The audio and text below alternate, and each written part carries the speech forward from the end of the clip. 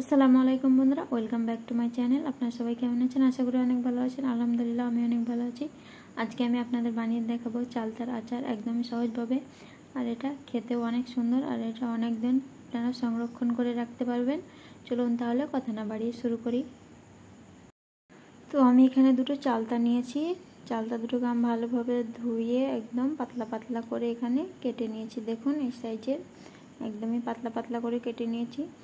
আর যারা একদমই পারদর্শী তারা ছুরিতে কাটবেন, যারা পারদর্শী আমি বটিতে এগুলোকে কেটে নিয়েছি। যারা বটি বা দা ছুরি দিয়ে, যেটা দিয়ে যে পারেন সেটা দিয়ে কেটে নেবেন, কিন্তু খুব সাবধানে। তো এটা আমি একটা কড়াইয়ে দিয়েছি, জল দিয়েছি 1 কাপ মতো। আর এখানে আমি লবণ আর হলুদ গুঁড়ো দিয়ে ভালোভাবে মিশিয়ে আমি এটাকে সিদ্ধ করতে দেব প্রায় 6 থেকে 7 মিনিট মতো।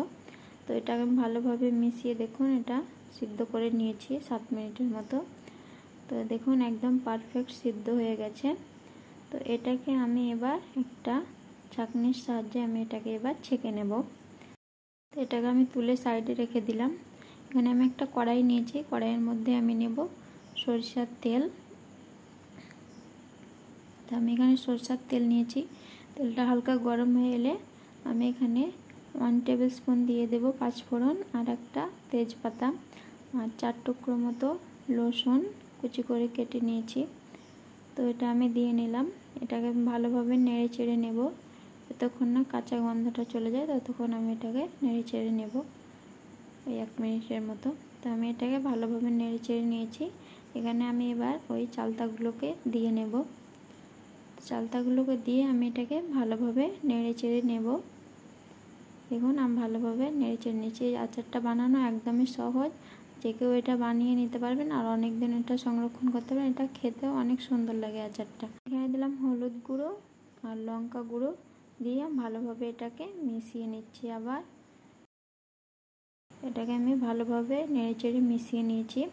এবার আমি এখানে দিয়ে দেব, এটা দুটো আমি চালতা নিয়েছি, তাই আমি চায়ের কাপের 2 কাপ দিলাম চিনি দিয়ে আমি এটাকে ভালোভাবে মিশিয়ে নিচ্ছি। আপনারা আপনাদের স্বাদ মতো এখানে চিনি ব্যবহার করবেন বা গুঁড়ো ব্যবহার করতে পারেন। গুড় দিলে কালারটা খুব সুন্দর হয়, কিন্তু চিনি দিয়েও দেখবেন কালারটা সুন্দর হবে। তাদের আমি বানিয়ে দেখাচ্ছি দেখুন। আর আমার ভিডিওটা ভালো লাগলে একটা লাইক দিবেন আর চ্যানেলটাকে সাবস্ক্রাইব করে আমার পাশে থাকবেন।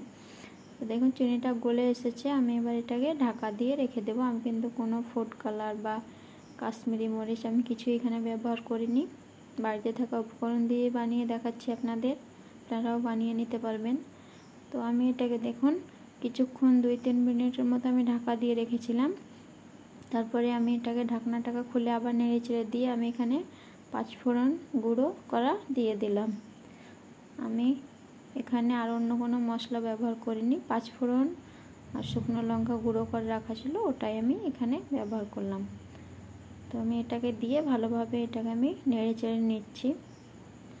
দেখুন কালারটা কত সুন্দর আসছে। আস্তে আস্তে এটাকে ভালোভাবে একদম জাল দিয়ে নাড়াচাড়া করবেন, ততই কালারটা সুন্দর আসবে। দেখুন আমার আচারটা একদম পারফেক্ট তৈরি হয়ে এসছে। আমি আপনাদের এবার নামিয়ে এটা দেখাচ্ছি। দেখুন খুবই সুন্দর হয়েছে আচারটা, কাছ থেকে দেখাচ্ছি আপনাদের। একদম খুবই সুন্দর হয়েছিল, আর খেতে অনেকই সুন্দর হয়েছিল। দেখুন আমি কোনো কালার ছাড়াই এত সুন্দর কালার এসেছে আচারে। দেখুন কত সুন্দর হয়েছে, অনেক সুন্দর হয়েছে। আপনারাও একবার হলে এটা বাড়িতে বানিয়ে খাবেন বন্ধুরা। আর এখন তো চালতার সিজন, আপনারা একবার হলেও আচারটা বানিয়ে খাবেন। আর আমার ভিডিওটা দেখার জন্য অনেক ধন্যবাদ। আবার দেখা হবে কোনো একজন ভিডিওতে। ভালো থাকবেন সবাই।